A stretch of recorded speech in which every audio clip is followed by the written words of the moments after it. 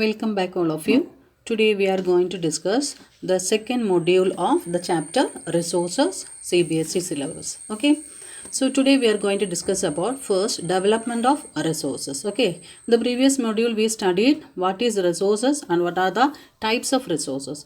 Today basically we are going to study development of resources, then planning of extraction of resources and all those things. Okay. First of all, development of resources. First, resources are vital for human survival as well as for maintaining quality of life. It was believed that resources are free gift of nature. As a result, human beings used them indiscriminately, and this has led to the following major problems. So what is telling there? Resources are vital for human survival. What is the meaning of vital? Vital means very crucial, very important. Okay, for the human survival as well as for maintaining quality of life, isn't it? We need resources for our survival. For living also we need resources, certain resources. Example, water. We need it for our survival. At the same time, we need certain resources for maintaining our quality of life, isn't it? It was believed that resources are free gift of nature. We are believing the resources are free gift of nature. As a result, human beings used them indiscriminately. Because of this feeling, we are feeling it is a free gift of nature. Because of that, some people are mainly they are using indiscriminately without any difference. Okay, whether it is a renewable or non-renewable, we are just using it. And this has led to the following problems. Okay, so what is telling here? Here the resources are very important for our survival and maintaining our quality of life. Okay, 2 points are there. The next one, we are feeling the resources are free, we are a free gift of nature, so we are using it without any difference. Okay, example, renewable and non-renewable completely we are using. We are not keeping anything, any rule for reserving it, isn't it? So because of that, we are facing some problems. What are the problems? Depletion of resources for satisfying the greed of few individuals. Okay, what are the problems we are facing because of this? Depletion of resources for satisfying the greed of few individual. For a particular individual, for a small group of people, because for satisfying them, we are using lot of resources, isn't it? So depletion of that resources for satisfying the greed. What is greed? Greed means suppose we are getting 10, we will expect 10 more. Okay, that type of feeling. Okay, excess, we have to get excess amount, that type of feeling. So depletion of resources for satisfying greed of few individuals. Okay, so when we are using the resources indiscriminately, okay, suppose all these things will happen, isn't it? So when we are satisfying a certain group, for your using we are much amount of resources will get over.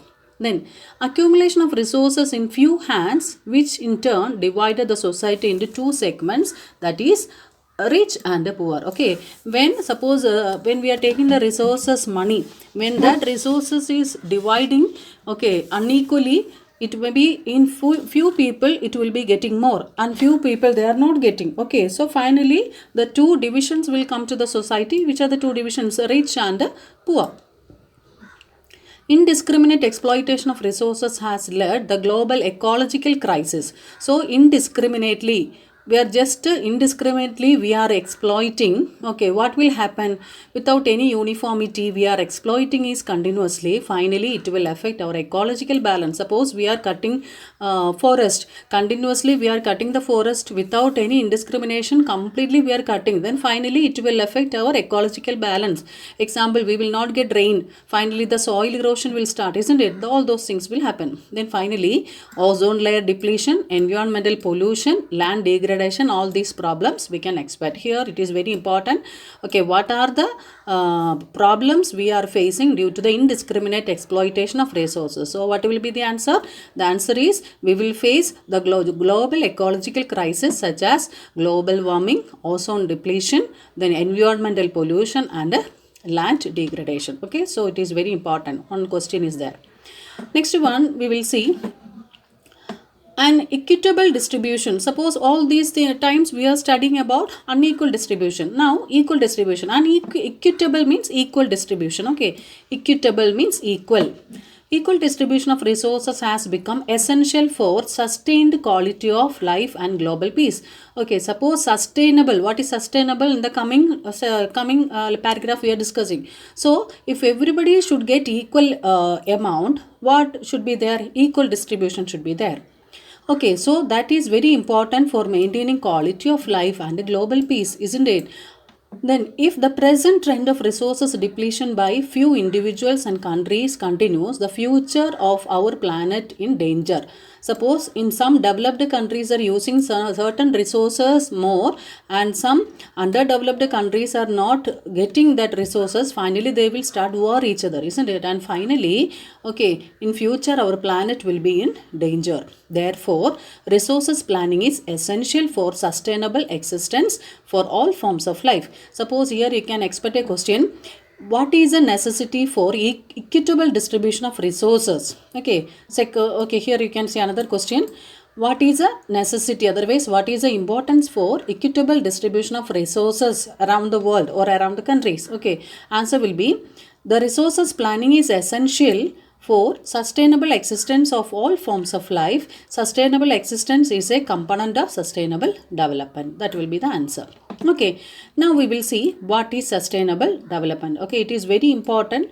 Almost all the exams you can see these type of questions. What is sustainable development? In basically, sustainable development means when we are utilizing the resources, okay, efficiently and keeping a particular amount for future generation, that is known as sustainable development. Okay, now we will see what is given here. Sustainable economic development means development should take place without damaging the environment. That is very important. Okay, when we are doing the development programs without damaging the environment and development in the present should not be compromised with the needs of future generation. That is very, very important. Okay, the future generation, the term is very, very important. So, sustainable means we can take the resources, and when we are planning the development programs and all, we should make sure it is not damaging the environment. At the same time, all the development in the present, it should not compromise with the needs of future generation. In the sense, when we are using resources, we can use our resources, at the same time a particular amount we should keep for future generation also. Okay, so this sustainable development, the topic is very important. Now, Rio de Janeiro Earth Summit 1992. Here, what is explaining is, for environment protection, internationally we are conducting some conference, okay, for protecting the environment. There only we are making certain laws and all, then all the countries and all, they will sign, I will follow that and all, okay, all those things. So here, Rio de Janeiro Earth Summit we are studying. In 1992, the year is important. Okay, for usual entrance examination or any type of examination, you can see this general type of question. In June 1992, more than 100 heads of state met in Rio de Janeiro in Brazil, where the Rio de Janeiro is located in which country? Brazil. It was the first international Earth Summit. That's why it is very important. Why Rio de Janeiro? It is very important because it was a first international Earth Summit. So, which was the first international Earth Summit? Okay, it is Rio de Janeiro in Brazil when in 1992 June.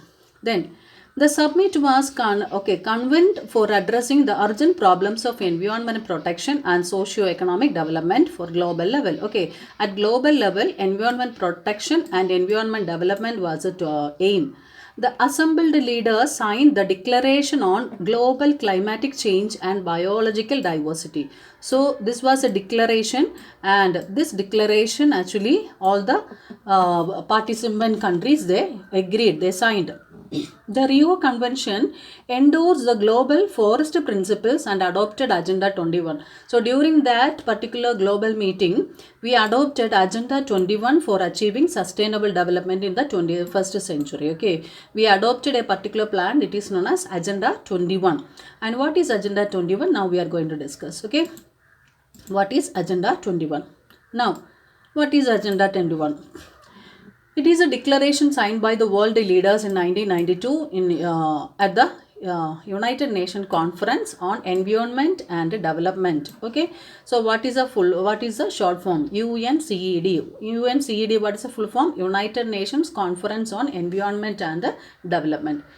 which took place at Rio de Janeiro, Brazil. It aimed at achieving global sustainable development. Okay, so it is an agenda to combat environmental damage, poverty, disease through global cooperation on common interest and mutual needs and shared responsibilities. One major objectives of the Agenda 21 is that every local government should draw its own local Agenda 21. Okay, so here also it is Agenda 21, basically what it is aiming. Okay, it aim at achieving, it is very important, the aim of Agenda 21, it aim at achieving global sustainable development. That is the most important point. Okay, here it is aiming the global sustainable development at globally, and it is an agenda to combat environmental damage, poverty, disease through global cooperation in common interest and mutual needs and shared responsibilities. That is the answer. What is the aim of Agenda 21? Then one major object of the Agenda 21 is every local government should draw their own Agenda 21. Okay, so sustainable development Agenda 21 and all is over. Now resources planning. Okay, for effectively when we are using the resources, we should plan it, isn't it? So resources planning. Planning is widely accepted strategy for judicious use of resources. What is judicious mean? Judicious here meaning proper. Okay, proper. Planning is a widely accepted strategy for judicious use of resources. It has importance. Okay. It has very importance in the country like India, which has enormous diversity in the availability of resources. Okay, so in case of India, we are having a large variety of resources. Okay, so because of the diversity means variety, such a large variety of resources are available. So judicial planning, proper planning is very important. Otherwise, some group they will extract more and some people they will not get. Finally, it will make lot of issues. There are regions which are rich in certain types of resources but are deficient in some parts of the some other resources. It means in India certain states you can see example the northeastern states of India you can see many resources are available in that particular region, but when you are taking case of some northern states of India, their resources are deficient. Deficient means lacking. Okay, so this particular like diversity is also like experiencing in India. So proper planning is not there. What will happen in certain states? They will enjoy all the resources, and certain states they will not get any resources. So there are some reasons which can be considered self-sufficient in terms of availability of resources, and there are some regions which have acute shortage of some vital resources. Acute means particular shortage. Okay, particular shortage of some vital resources. Okay, it means when we are not planning it not properly, some resources will be lacking in some particular states. Example, the states of Jharkhand, Chhattisgarh, Madhya Pradesh are rich in minerals and coal deposit. Isn't it already you know? Then Chota Nagpur Plateau, that region. Arunachal Pradesh has abundance of water resources. See here, Arunachal Pradesh has abundance of water resources but lack in infrastructural development. There what resources is available in Arunachal Pradesh? There you can see more water is there, isn't it? Water resources is there, but what they don't have infrastructure. Technology is not there. Okay. So the state of Rajasthan is very well endowed with the solar. Endowed means they are blessed with the solar and wind energy. They are having solar energy and wind energy. So Rajasthan, you can see the western part. This Rajasthan, they are having lot of solar and wind energy. But what they are lacking? They are lacking the water resources. Okay.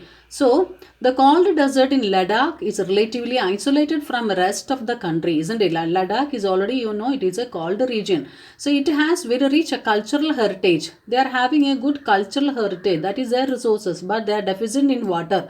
Okay, only the solid stage of water, that is ice only you can see there. So infrastructure and some vital minerals is not there. So when you are taking Ladakh, you can see their cultural heritage is a resource that is available there, but they don't have water. Infrastructure means the technology, okay, machines, all those things, okay, and other important things. Vital minerals means important minerals.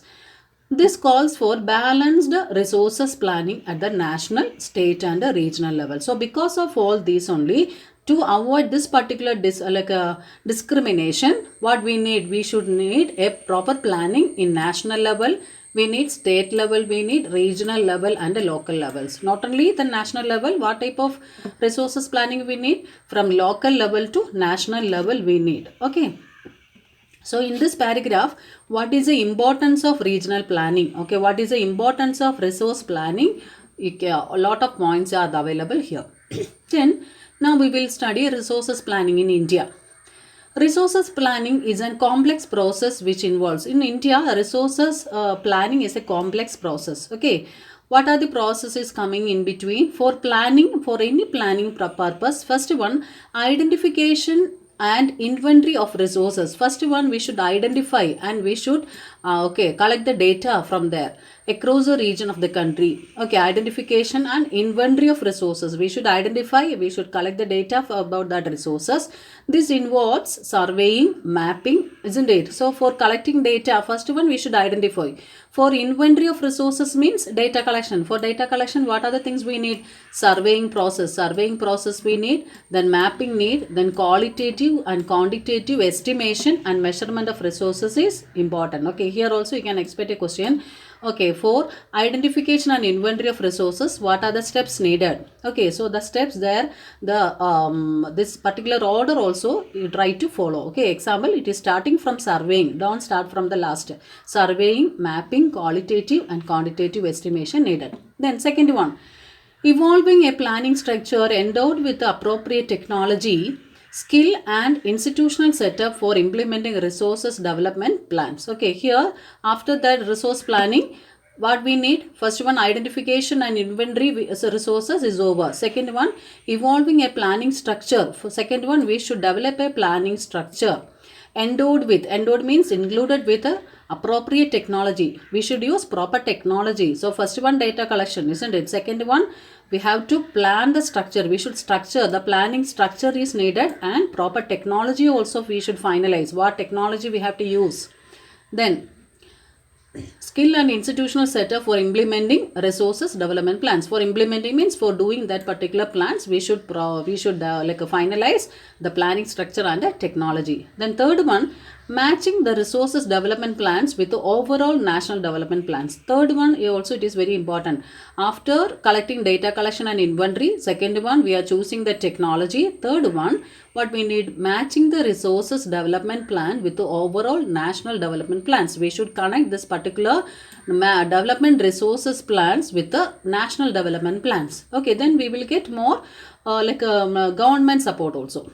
India has made the concerted effort. Concerted means consistent. Okay, continuous effort for that is the meaning, concerted. So continuous effort India made for achieving the goals of resources planning right from the first 5-year plan. Okay, so joined. So concerted, the word meaning is actually continuous or joint effort. Okay, joint effort.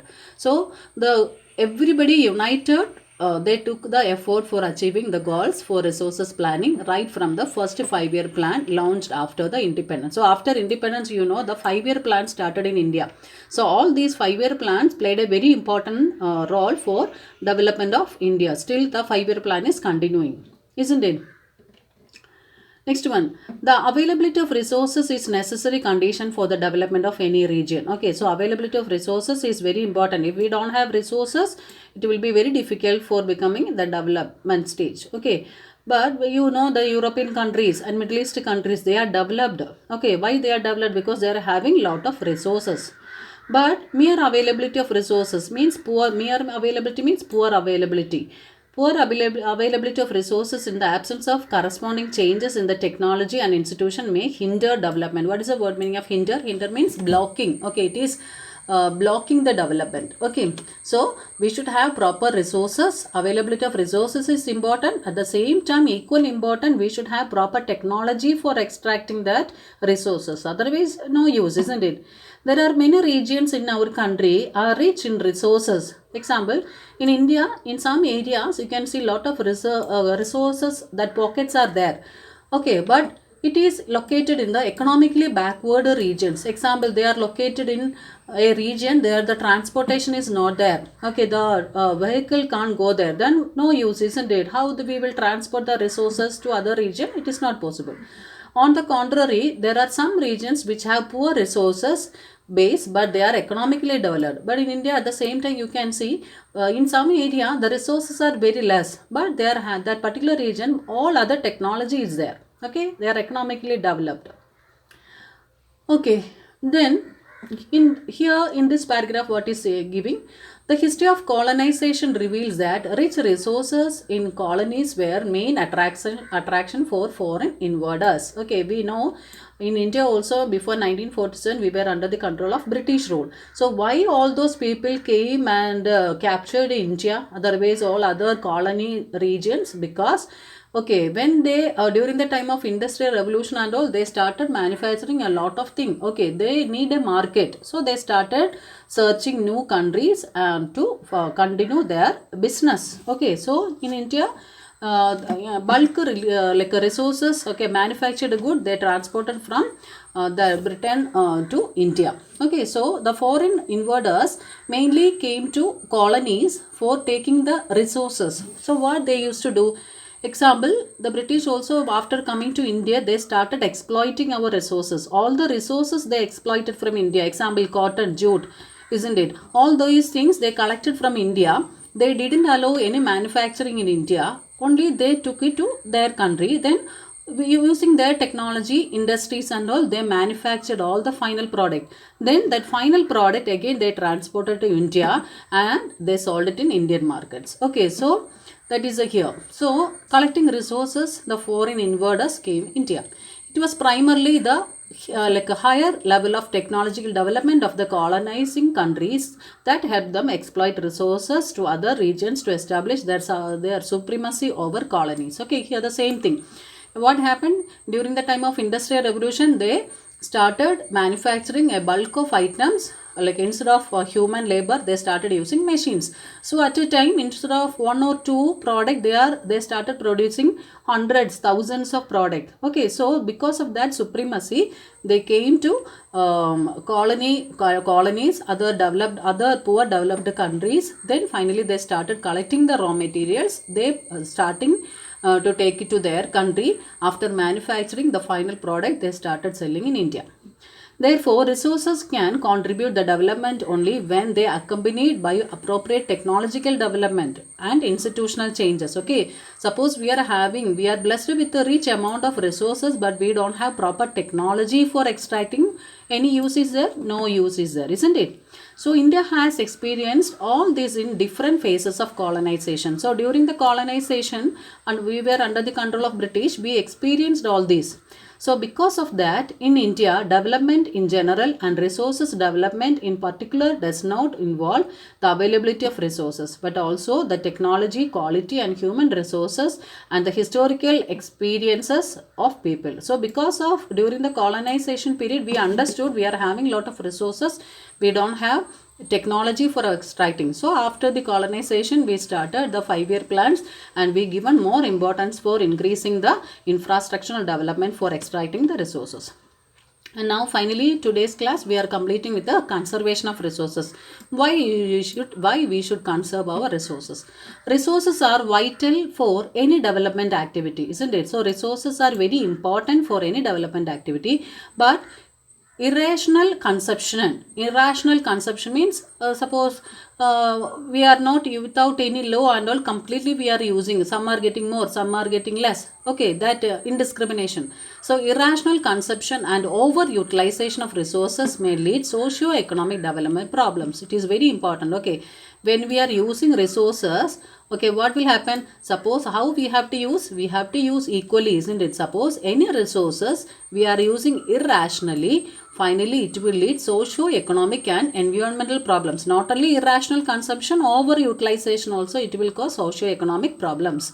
Okay, example, we are extracting the groundwater. When we are extracting the groundwater more, after some time that region will experience shortage of water. Okay, So famine, all those problems will face, same thing. To overcome these problems, resources conservation at various levels is important. So because of all these things, resource conservation is very important. Example, why first point, why the resource conservation is very important. The first point is irrational consumption and overutilization lead socio-economic environmental problems. So it is very important. Second one, this had been main concern of the leaders and thinkers in the past. Example, Gandhiji was very apt in the voicing his concern about the resources conservation. Okay, he given very important for the sustainable utilization. There is enough for everybody's need. What Gandhiji said, there is enough for everybody's need. For our need, more than enough we are having. But not for anybody's greed. What is greed? Suppose we are getting 10, we are telling we need 10 more. Okay, always we have a feeling of getting more. That feeling is greed. Okay, so the Gandhiji is saying there is enough for everybody's need, but not for anybody's greed. So he placed a greedy and selfish individuals and exploitative nature of modern technology as the root cause of resources depletion of global level. So what Gandhiji said, he said overusing this particular technology also, when we are adapting the technology, if it is like over exploitation of resources is happening, it will cause lot of depletion of resources at a global level. He was against the mass production. Okay, because of that only he was against mass production. Why it will be a problem? Mass production means mass input also needed, mass raw material needed. Okay, when we suppose cotton, when we are using it for 50%, suppose when for mass production we need 100% of resources, isn't it? So that time the completely that resources will be disappear on the earth surface. So he wanted to replace it with a production by masses. Okay, so he used to say mass production is not possible, like not important. Mass production should be replaced with the production by the masses. What is the difference? Mass production means more final product using machineries and technology. But here he is supporting not mass production. Gandhiji was supporting production by the masses. Production by the masses means in the case of labors. Instead of using machines and all, we should use more labors, more people, okay, as a workers. Then they will also be safe, and our environment also will not get any harm. Now we will complete till here. So here what is given on extra information. At the international level, the Club of Rome advocated the resource conservation for the first time in more systematic way in 1968. Subsequently, in 1974, Gandhian philosophy was once again presented by the Schumacher in his book Small is Beautiful. Okay, Gandhian ideas about the resources and production he presented in his book. And the seminal contribution with respect of the resources conservation at the global level was made by the Brundtland Commission report in 1987. All these things and all you should underline and study. Then this report introduced the concept of sustainable development. So it is very important, and advocated it as a means of resource conservation, which was subsequently published in the book entitled Our Common Future. Another significant contribution was made at the Earth Summit, Rio de Janeiro, Brazil in 1992. Okay, this one also very important. Here also some of the report and some of the highlight regarding the sustainable development also given. So we are completing with this here. I hope you all this concept are clear. Okay, continue watch our channel. Okay, we just started this classes. Okay, coming days we will upload more videos and all. If you are feeling it is useful for you, you can just subscribe, like and comment. Okay, thank you.